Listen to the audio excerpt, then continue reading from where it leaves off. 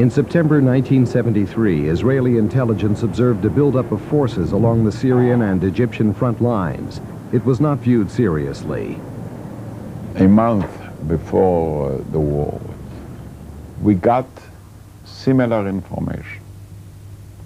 And the army and the leadership took it very seriously. And then nothing happened. So when it came the second time, it wasn't taken seriously. At 2 p.m. on Saturday afternoon, Egypt and Syria launched their onslaught. Tens of thousands of Egyptian troops crossed the Suez Canal.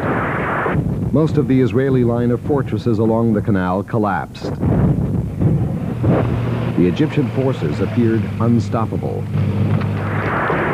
They had the feeling that they are winning. Our forces, for the first time, suddenly felt that they cannot stop the Egyptians.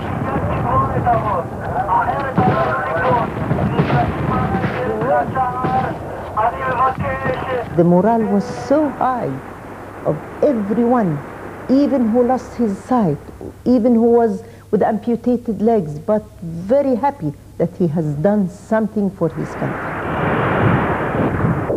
In the north, Syrian artillery troops and armor blasted Israeli positions on the Golan Heights. Israeli tanks were outnumbered 10 to 1. The north of the country was at risk.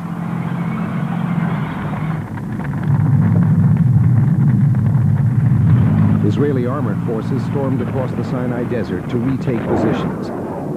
But Sagar rockets fired by Egyptian infantry proved deadly against the Israeli tanks. Previously undefeatable Israeli pilots now faced a new reality.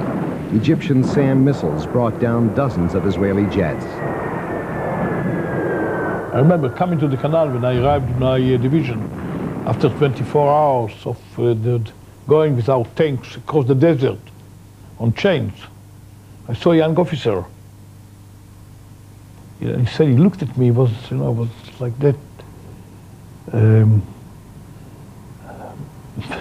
As he could not believe, he said, we cannot stop them. We cannot stop them. Egyptian and Israeli tanks engaged in the Sinai. It was the largest clash of armor since the World War II Battle of El Alamein. The Egyptian advance was contained. In the north, Israel turned the Syrians back to the 1967 lines and then continued to push deep into Syrian territory.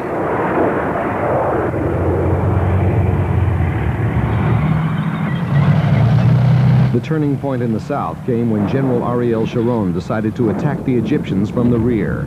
The building of the bridgehead across the Suez Canal took place under a massive artillery barrage. It was a terrible night.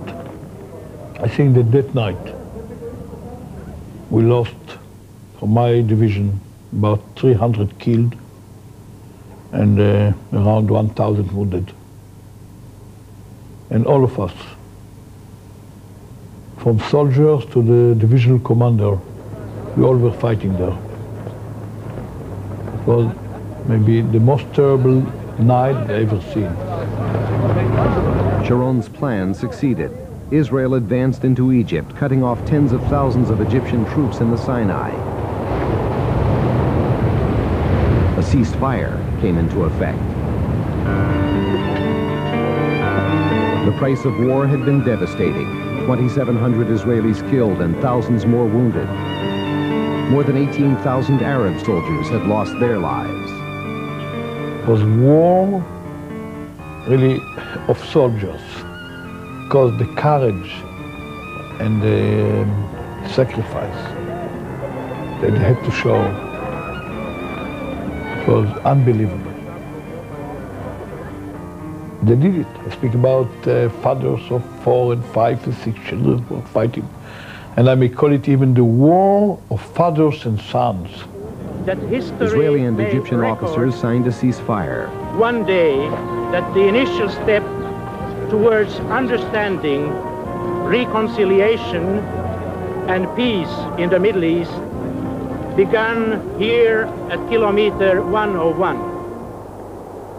The 1973 war left Israelis grim and somber. The dead and wounded, the grief and shock had taken a heavy physical and psychological toll.